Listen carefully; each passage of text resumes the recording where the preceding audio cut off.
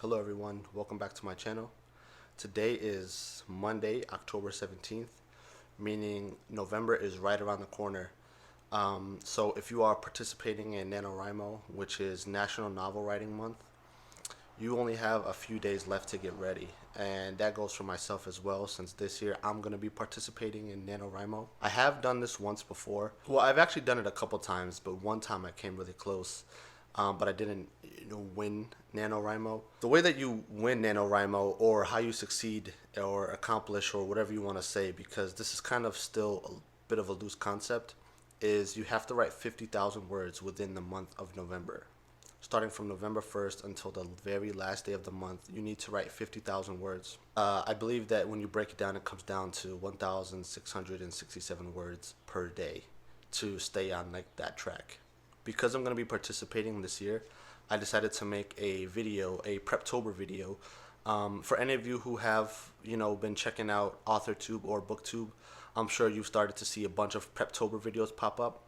And all Preptober really is just kind of an affectionate name for October, when people kind of take the time to prepare for November and for NaNoWriMo, so that once November 1st hits, you have kind of a jump start on your novel.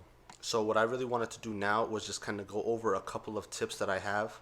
And these are things that I'm going to be implementing myself, but things that I wanted to tell you guys as well, in case you are participating in NaNoWriMo and, you wanted, just a little bit of a boost or a heads up or what have you. So I never really paid any attention to Preptober videos before, but I watched a couple this year for inspiration.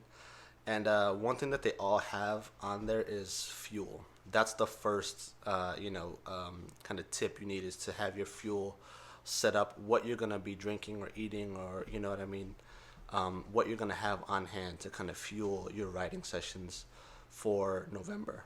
I don't know about you. Some people are suggesting you eat this or, snack on that. I don't particularly like to write and eat at the same time, because especially if it's something where I'm working on a deadline, or I'm in a good groove, I don't want to be wiping my hands and or getting my keyboard all dirty or anything like that. So I do not like to eat while I write. Now if you do, to each their own, have a blast. But personally for me, fuel is drinks. And if I'm being honest, there's really only a couple things that I drink. I don't really drink soda. I don't really drink juice. I drink coffee, which is what I'm drinking right now. I usually drink coffee in the morning, always with water. Always with water. I never drink coffee without water. Even if I'm at a coffee shop or something like that, I always order a coffee and a water. During the day or in the morning when I'm writing, I'm always doing it with coffee and water. But at night, when I'm writing at night, which I don't do too much anymore, I used to write at night quite a bit. Especially when I was, more focused on short stories and I was publishing short stories pretty consistently. I wrote quite a bit at night. But now I prefer to write in the morning. But when I do write at night, this is what I drink. Good old bourbon. This is what I drink. This right here is, the American classic.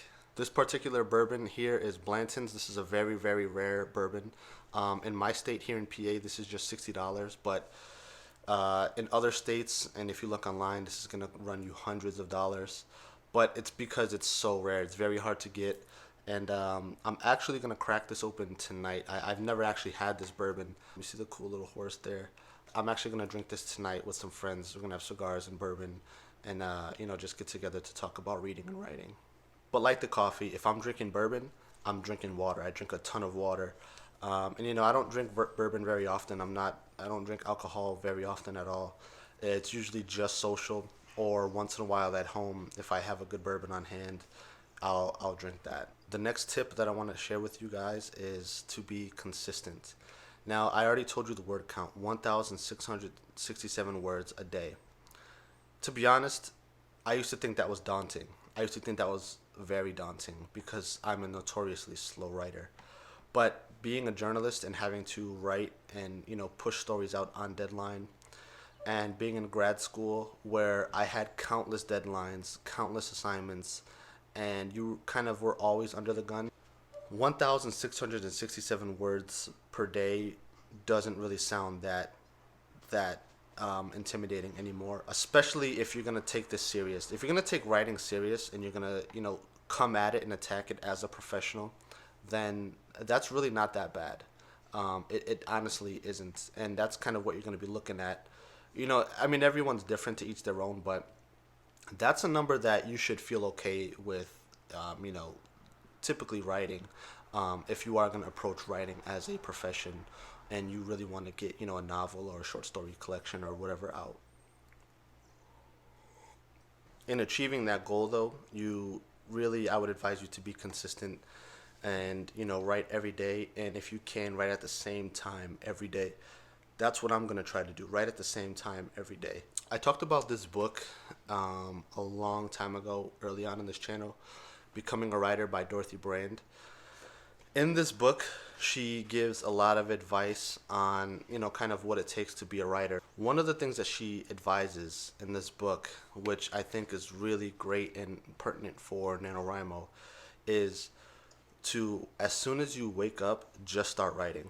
If you need to make coffee or you need to make breakfast, try to set that up the night before, so that as soon as you wake up, when you're still kind of in that dreamy fugue-like state, then you write. Because then you're kind of, the way I like to think about it is you're kind of towing that line between reality and the dream state. And so I think that you're a little bit more creative and you're a little bit more flowing with the words. And that's kind of what Dorothy Brand is hinting at. The third tip for Preptober that's going to really, really help is to know whether you are a pantser or an outliner. And if you are a pantser, and that's how I particularly like to write, I like to kind of just let the story flow. I don't like to have a dictated outline and to have to follow that. I'm sorry.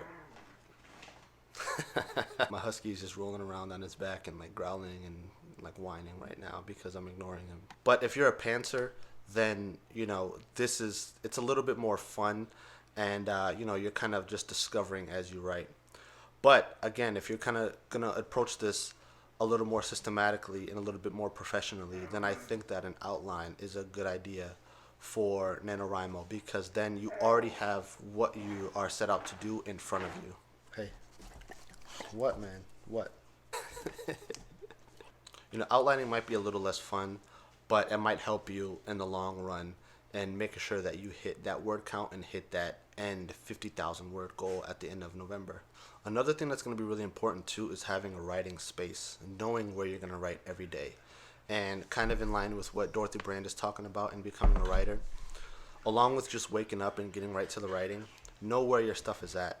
So if you're a person who writes at home, maybe like charge your laptop, have that set up there, and so you can just get right on to the laptop and start working. Have the Word document open, or whatever your writing app you're using is, just have that open and ready to go. So all you have to do is like turn on your screen and get right to it. Or for me, sometimes what I like to do is, especially on the weekends, is I go to coffee shops. There's a couple local coffee shops near me that I really like and that I like to hang out at. And so I can get a lot of work done and be very productive at those coffee shops at any time of the day. So, depending on where you like to write, make sure that you take your stuff with you, get there, and, have a plan of attack for your project.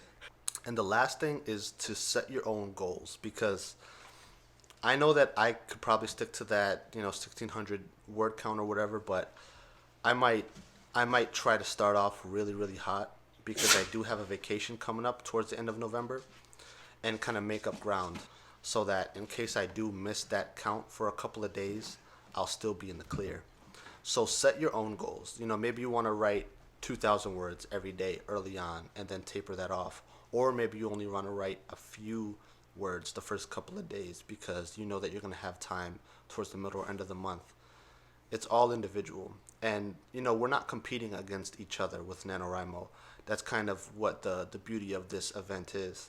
We're just competing with ourselves and trying to show that we can do this. We can write a novel in a month. I hope you guys enjoyed this video, and maybe you take some of these tips and run with them. I know that I'm going to be implementing everything here. I'm probably going to make a couple more videos because I do have some more Preptober ideas, and then maybe do some vlogs during November when I am actually writing and working on the project. And I think I might make an upcoming video too on kind of what my project is going to be because I'm going to take a second stab at something that I tried long ago that I don't think I was ready for at that time. Thank you, everyone. Take care.